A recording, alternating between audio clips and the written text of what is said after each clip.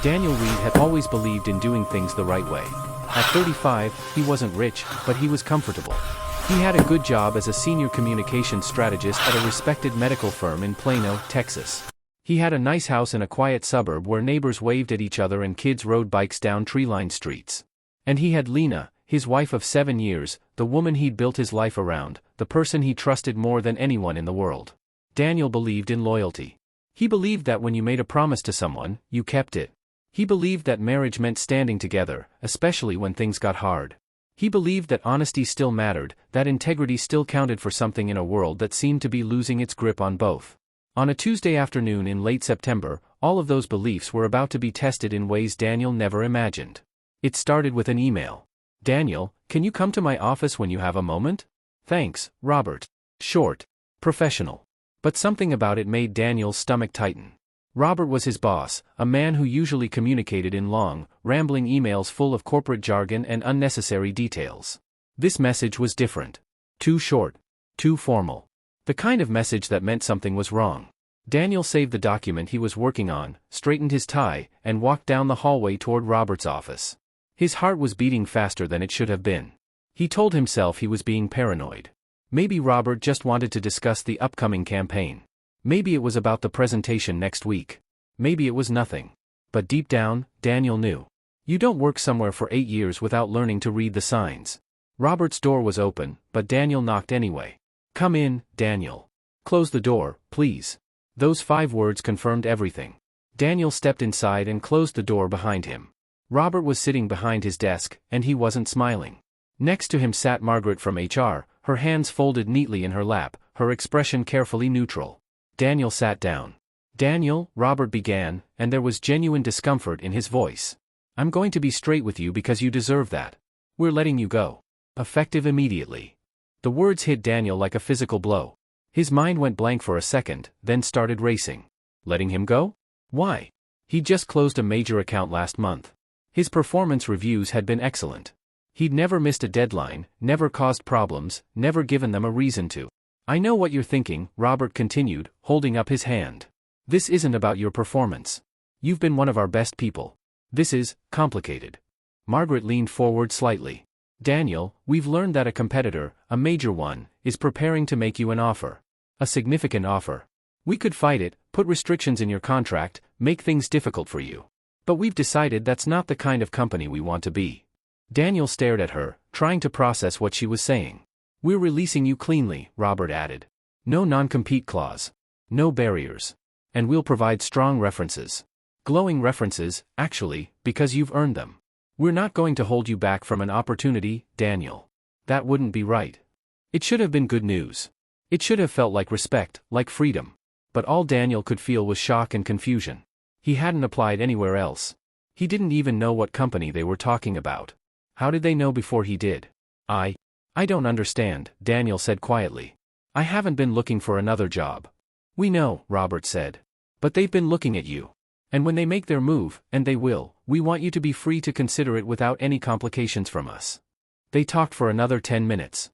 Margaret explained the severance package, which was generous. Robert assured him again that this wasn't personal, that it was actually a compliment to his skills. They shook hands. They wished him well. And then Daniel was walking out of the building with a box containing the few personal items from his desk, his mind spinning, his hands shaking slightly. He sat in his car for a long time, just staring at the steering wheel. How was he going to tell Lena? They had bills. They had a mortgage. Lena didn't work, she'd quit her job 2 years ago, saying she wanted to focus on starting a family, though that hadn't happened yet. They relied on Daniel's income for everything. And now that income was gone. He imagined the conversation. Imagined her face when he told her. Imagined the worry, the stress, the questions about what they would do next. His chest felt tight. His throat felt thick. But there was nothing to do except go home and tell her the truth. Daniel started the car and drove through the familiar streets of Plano, seeing everything as if for the first time. The coffee shop where he and Lena used to go on Saturday mornings. The park where they'd talked about their future. The grocery store where they did their shopping every Sunday. Everything looked the same, but Daniel felt like his entire world had just shifted beneath his feet. He pulled into the driveway at 2:47 p.m.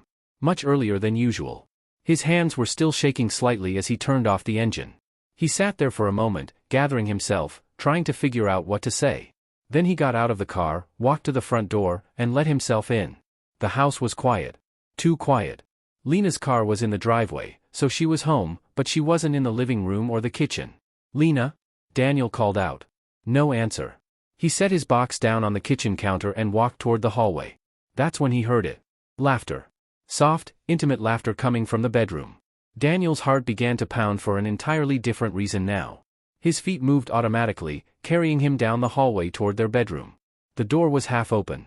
He could see movement inside, shadows against the afternoon light filtering through the curtains. He pushed the door open wider. And time stopped. Lena was in their bed. Their bed.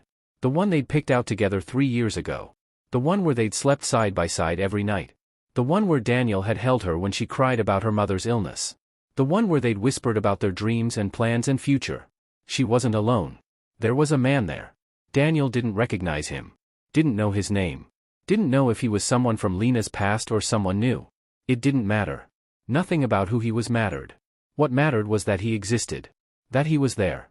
That Lena had brought him into their home, into their bed, into the life Daniel thought they were building together.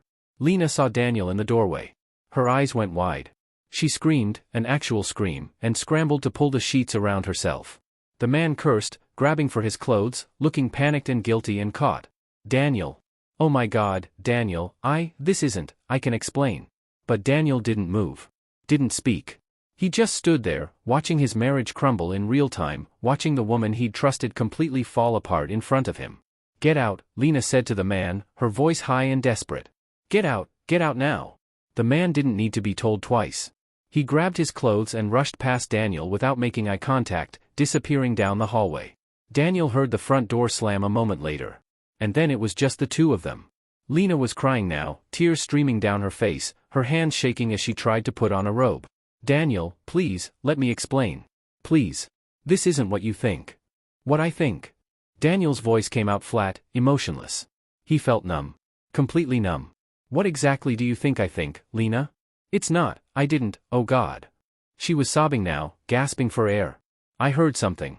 I heard you were going to be fired. Rachel told me her husband heard it at work. She said everyone was talking about it, that you were losing your job, that we were going to lose everything." Daniel stared at her. "So you, what? Decided to cheat on me?" "No. I mean, I didn't know what to do." Lena's voice was rising, becoming hysterical. "I thought we were going to lose the house. I thought we were going to lose everything. I can't go back to being broke, Daniel. I can't. I've worked too hard to build this life." The words hit Daniel harder than anything else that day. "I've worked too hard." As if he hadn't been the one working. As if he hadn't been the one supporting them. As if his job, his career, his sacrifices meant nothing. "So you moved on," Daniel said quietly. "Before I could drag you down with me." Lena opened her mouth. Closed it. Opened it again.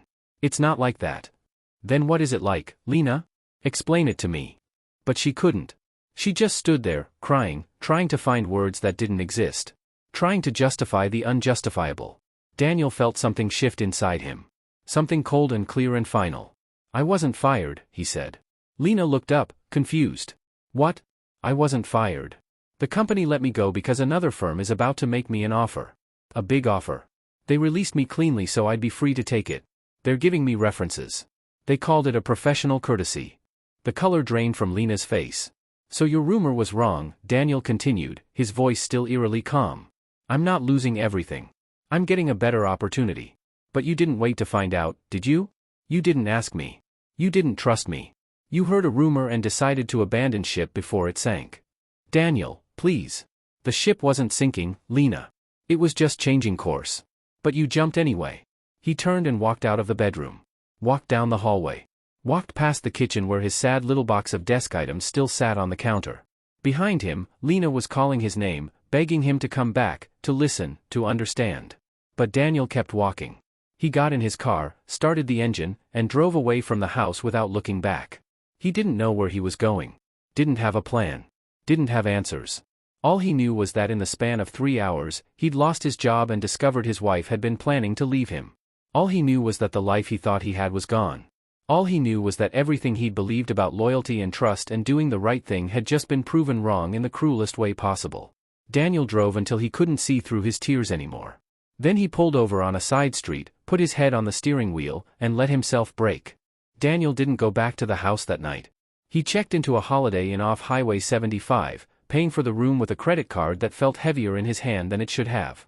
The room was generic and sterile, beige walls, rough carpet, a TV that only got basic cable. But it was quiet. And right now, quiet was all Daniel needed. He sat on the edge of the bed for a long time, just staring at nothing. His phone kept buzzing. Texts from Lena. 15 of them. Then 20. Then 30. He didn't read them. He couldn't. Not yet. Maybe not ever. Around midnight, he finally turned off his phone and lay back on the bed, still fully clothed, staring at the ceiling. The thing about betrayal is that it doesn't hit you all at once. It comes in waves. First there's the shock, the moment when reality splits apart and you can't quite believe what you're seeing. Then comes the pain, sharp and overwhelming, like someone has reached into your chest and squeezed. Then comes the anger. Then the questions. Then the second guessing of everything you thought you knew. Daniel cycled through all of it that night. He kept replaying the scene in his mind. Lena's face when she saw him. The man scrambling for his clothes. Her tears. Her excuses. I heard you were going to be fired. I can't go back to being broke. The more Daniel thought about it, the clearer things became. This wasn't a mistake. This wasn't a moment of weakness or a lapse in judgment. This was calculated. Lena had heard a rumor about his job and immediately started planning her exit strategy. She'd found someone else, or maybe he'd been there all along, and she'd chosen him over Daniel without even having a conversation. Without even checking if the rumor was true. She'd decided Daniel was a sinking ship and jumped overboard to save herself. And the most devastating part? If Daniel really had been fired for failure, if he really had lost everything, Lena would have left him. She would have walked away without looking back. The only reason she was crying now, the only reason she was texting and calling and begging, was because she'd miscalculated. Because Daniel wasn't actually drowning. He was swimming toward something better. And she'd missed her chance to swim with him. The next morning, Daniel woke up with a strange sense of clarity. He'd spent the night in hell, cycling through every painful emotion a human being could experience. But somewhere in those dark hours, something had shifted. The numbness had burned away, leaving something harder and clearer in its place. Daniel wasn't going to beg. He wasn't going to try to fix this. He wasn't going to ask Lena why or how or when. None of those answers would change what happened. None of them would rebuild trust that had been shattered so completely. He turned his phone back on and immediately called a lawyer. Then he called his former boss, Robert, and asked about the company that had been interested in hiring him. Robert gave him a name, Bridgemont Solutions, a major competitor with offices in Austin. They specialized in healthcare communications and had been trying to recruit top talent from Daniel's former firm for months. They'll reach out to you soon, Robert said. Probably within the week. Daniel, I meant what I said yesterday. You're one of the best in the business. Don't settle for anything less than what you're worth. Daniel thanked him and hung up. He didn't have to wait a week. Bridgemont Solutions called that afternoon. The interview process moved quickly. They already knew Daniel's work. They'd been watching him for months, impressed by the campaigns he'd led, the clients he'd managed, the results he'd delivered. They didn't need to be convinced of his abilities. They just needed to make him an offer he couldn't refuse. And they did. Senior Director of Strategic Communications. A title with real weight. A salary that was 30% higher than what he'd been making. Stock options. A signing bonus. A relocation package to Austin. We want you, Daniel, the VP told him during their final meeting. We think you're exactly what this company needs. And we're prepared to show you how much we value you. Daniel negotiated for 1 extra week of vacation time and better health insurance. They agreed without hesitation. He accepted the offer that same day. While Daniel was rebuilding his career, his marriage was officially ending. The divorce proceedings moved faster than he expected. Texas is a no-fault divorce state, which meant Lena couldn't contest it. She tried, oh, how she tried, to slow things down, to get Daniel to reconsider, to explain herself in person. She'd figured out the truth by now. Daniel wasn't losing everything. He was gaining more than he'd ever had. And she'd thrown away her place beside him for a rumor and a moment of panic. The texts kept coming, each one more desperate than the last. Daniel, please. We need to talk. I made a mistake. A terrible mistake. But we can fix this. I love you. I never stopped loving you. That day didn't mean anything. It was panic. It was fear. It wasn't real. Please don't do this. 7 years of marriage has to mean something. Doesn't it? Please. Daniel read them, but he didn't respond. His lawyer advised him to document everything, the texts, the timeline, the circumstances. Texas might be a no-fault state, but having evidence of adultery could still impact the property division and spousal support. Not that Daniel wanted revenge. He didn't. He just wanted out. The hearing was brief. Lena showed up with her own lawyer, her eyes red from crying, looking smaller than Daniel had ever seen her. She kept glancing at him, hoping for eye contact, for some sign that he might soften.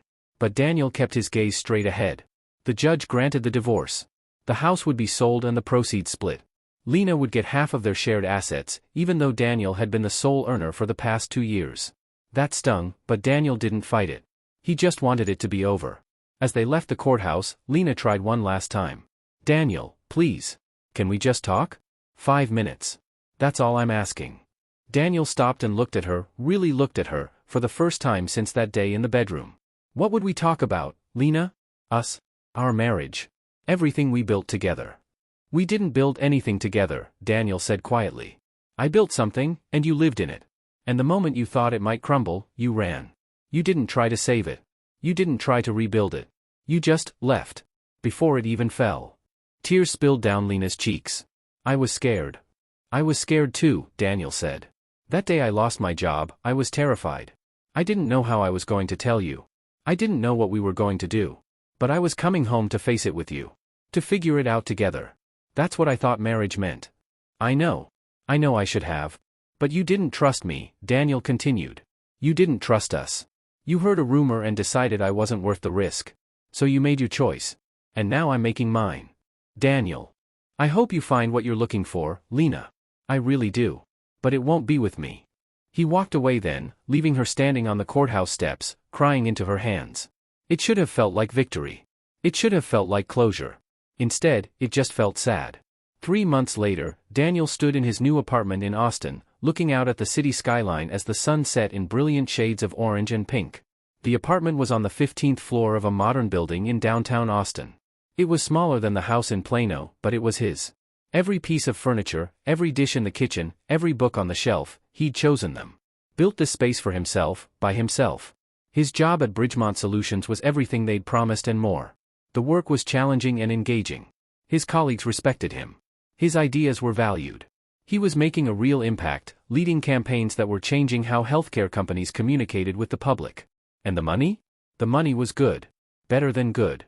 For the first time in his life, Daniel wasn't worried about bills or mortgages or whether he could afford to take a vacation. He was stable. He was secure. He was free. But the best part wasn't the job or the money or the nice apartment. The best part was the peace. Daniel had discovered something in the aftermath of losing everything. He liked himself. He liked his own company. He liked waking up in the morning without anxiety, without having to manage someone else's expectations or fears. He liked making decisions based on what he wanted, not what someone else needed from him. He'd started running in the mornings, something he'd never had time for before. He'd joined a book club at a local coffee shop. He'd even started taking a cooking class on Thursday nights, learning to make dishes he'd never attempted before. He was building a life. A real life. One brick at a time. One Saturday afternoon, Daniel was at a farmer's market downtown, picking out fresh vegetables for a dish he wanted to try, when his phone rang. It was Robert, his old boss. Daniel. How's Austin treating you? Really well, actually. How are things in Plano? Busy as always. Listen, I wanted to let you know, Lena came by the office last week. Daniel's hand tightened on a tomato. Oh? She was looking for information about you. Wanted to know if we were still in touch, if you were doing okay. I told her I couldn't share anything. But Daniel, she doesn't look good. I think she's struggling. Daniel was quiet for a moment. Then he said, that's unfortunate. But it's not my responsibility anymore. I know. I just thought you should know. She seemed pretty broken up about everything. Robert, I appreciate you calling. But Lena made her choice. She chose to betray me when she thought I was vulnerable. She chose herself over us. I can't carry that for her. Fair enough. You sound good, Daniel. Really good. I'm glad things worked out for you. Thank you. Me too. After they hung up, Daniel stood there in the middle of the farmer's market, holding a basket of vegetables, thinking about Lena. He didn't feel angry anymore. He didn't feel bitter. He didn't even feel particularly sad. What he felt was grateful. Because Lena's betrayal had been a gift, even though it hadn't felt like one at the time. It had shown Daniel who she really was. It had freed him from a marriage that was built on an illusion. It had forced him to rebuild his life on his own terms, according to his own values. If that day hadn't happened, if he'd come home at the normal time, if Lena had kept her affair hidden, if things had continued as they were, Daniel would still be living a lie. He'd still be married to someone who saw him as a provider rather than a partner. Someone who would abandon him the moment things got difficult. Instead, he was here. Free. Whole. Building something real. That night, Daniel sat on his balcony with a glass of wine, looking out at the lights of Austin stretching toward the horizon. He thought about the past few months. About everything he'd lost and everything he'd gained. His father used to say that pressure reveals character. When things are easy, anyone can be kind, loyal, trustworthy. But when things get hard, when the pressure builds and the stakes rise, that's when you see who people really are. That's when the mask comes off. Lena's mask had come off.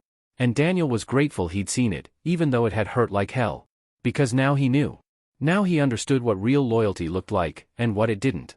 Now he knew what he deserved in a partner, in a relationship, in a life. He'd learned that sometimes losing everything is exactly how you discover your real worth. When the external validation is stripped away, the job title, the salary, the marriage, what's left? Who are you when everything you thought defined you is gone? Daniel had found out. And the answer had surprised him. He was stronger than he thought. Braver than he knew. More resilient than he'd imagined. He was enough. All by himself. And that was the truth that set him free. 6 months after the divorce was finalized, Daniel got a message on LinkedIn. It was from a woman named Sarah, a marketing director at a nonprofit in Austin. She'd seen his work and wanted to discuss a potential collaboration. They met for coffee. The collaboration turned into a friendship. The friendship turned into something more. Sarah was nothing like Lena. She was independent, driven, and honest to a fault. She had her own career, her own goals, her own life. She didn't need Daniel to save her or provide for her or define her worth. She chose to be with him because she wanted to, not because she needed to. And that made all the difference. They took things slow. Daniel was careful now, protective of the peace he'd built. But Sarah understood. She'd been through her own betrayals, her own losses.